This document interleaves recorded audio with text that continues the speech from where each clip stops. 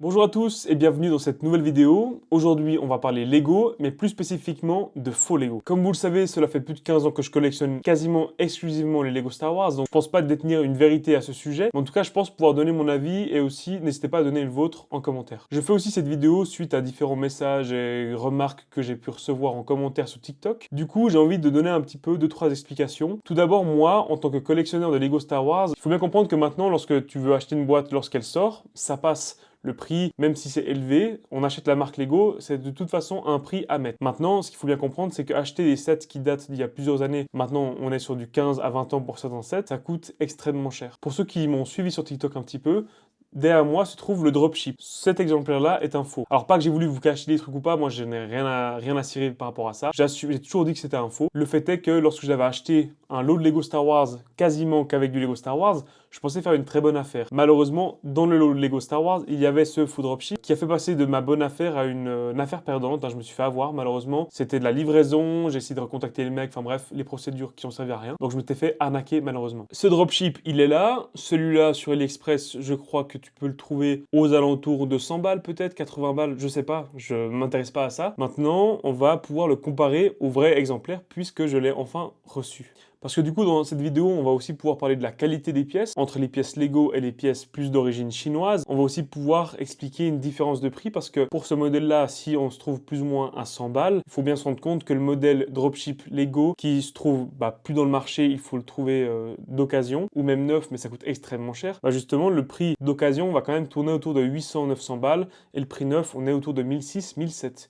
Donc pourquoi est-ce légitime que celui-là coûte 100 balles alors que la marque Lego en soit 8 à 9 fois plus cher. À la base, aujourd'hui, je voulais vous montrer une vidéo sur un lot de Lego que je suis allé chercher à Zurich. Il y a pour beaucoup d'argent de Lego. Dans le dropship, il y a beaucoup de choses. Malheureusement, il y a encore 4 cartons à défaire là-bas. Il y a 17 qui sont là-bas en bas par terre. Je me rends compte que cette vidéo va me prendre beaucoup plus de temps que prévu à faire. Du coup, je fais celle-là en attendant. Première question assez simple. Est-ce que de loin comme ça, est-ce que vous arriveriez à me dire lequel est le vrai, lequel est le faux? Alors je pense pas, honnêtement, de loin comme ça. Un des seuls détails où on peut faire une différence, c'est au niveau des stickers. Les stickers des vrais sont les mêmes motifs que les faux, inversement. Par contre, on a une distinction au niveau de la couleur. Typiquement, si on compare les deux couleurs là, une est beaucoup plus pétante que l'autre. Ça, c'est un premier indicateur qu'il y ait deux modèles différents, qui est un faux et qui est un vrai, justement. C'est clair, si maintenant je zoome sur les deux modèles, le modèle Lego, si on zoome sur les pièces, on verra qu'il est écrit justement Lego sur chaque petit rond, à l'inverse du faux où il n'y aura aucune inscription. Troisième petit détail, au niveau de toutes les pièces qui vont, on guillemets, être articulées, qui vont être movibles. Les pièces Lego sont très souples et, on guillemets, la qualité de cette souplesse de ces articulations, elles vont pouvoir perdurer dans le temps. Là où les faux Lego de base, c'est beaucoup moins bien, et avec le temps, vraiment, ça va être compliqué de pouvoir faire bouger des choses. Alors à ce niveau-là, Lego, ils sont forts, c'est clair. Le dernier critère que je ne pourrais pas comparer, c'est justement les figurines. Les figurines entre les vraies et les fausses, si on les ouvre et qu'on regarde s'il y a l'inscription, on peut comparer.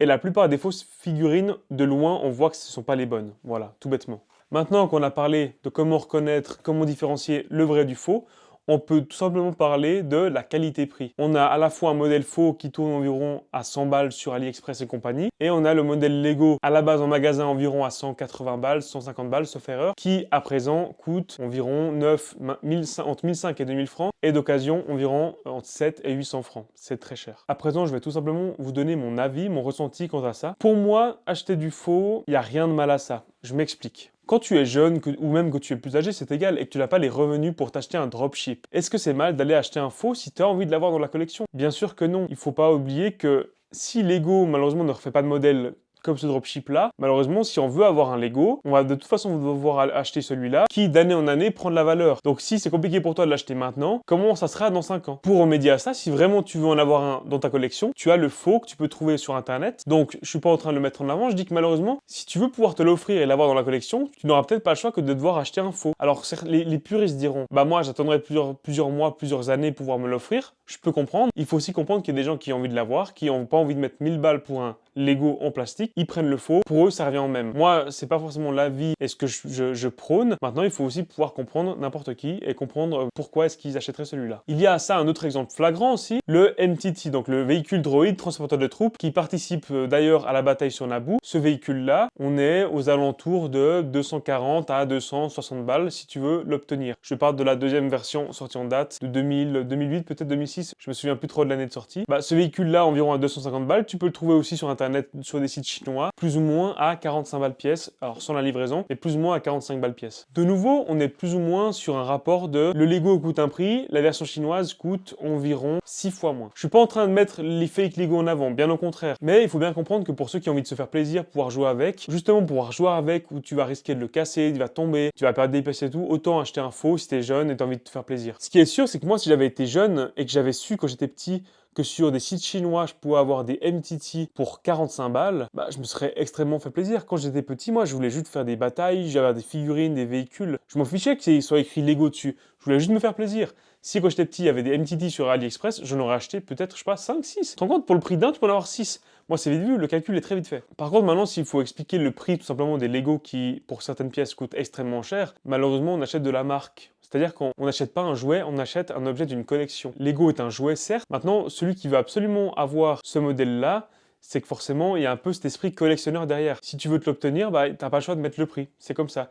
Il y a un nombre de pièces limité dans le monde, le produit n'est plus produit, il est disponible en une certaine quantité, tu veux l'obtenir, il faut mettre le prix. Ça fait aussi partie du principe de l'offre et de la demande. C'est comme ça, on n'a pas le choix. Dans la dernière vidéo où je parlais de l'achat-revente de Lego, où j'ai envie de m'acheter le set du Cloud City, bah là, on est aux alentours de 3500 balles. Bah, j'ai pas trop le choix. J'ai envie de l'avoir dans la collection, il faudra que je mette ce prix. C'est comme ça, c'est tout. Bien sûr, je peux me poser la question de est-ce que c'est légitime ou pas. Malheureusement, lorsqu'on est collectionneur, il faut bien s'attendre à devoir mettre certains prix. Maintenant, si je dois rajouter un petit truc par rapport au faux Lego, pour moi, le vrai problème là-dedans, c'est pas le fait que la qualité soit un peu moins bonne ou autre, c'est que pour le coup, ils ont tout simplement copié de A à Z le modèle de Lego. Et ça, c'est nul. Qu'une marque externe à Lego, une marque chinoise, une marque peu importe d'où, veut le faire son dropship, bah pourquoi pas si t'as la licence Star Wars, tu fais ce que tu veux. Le problème, vraiment, moi, c'est qu'ils copient à la pièce près le modèle de Lego. Et ça, c'est vraiment nul. Je vais pas trop rentrer dans le sujet, mais pour ceux qui ont un petit peu suivi l'actualité ces dernières années, Lego n'a plus le monopole sur les briques. C'est-à-dire que n'importe quelle marque peut faire des pièces, des briques et créer ses propres modèles. Lego n'est plus le seul fournisseur, le seul créateur d'objets en briques du monde. C'est plus le cas. Alors du coup, même si je trouve qu'acheter des faux Lego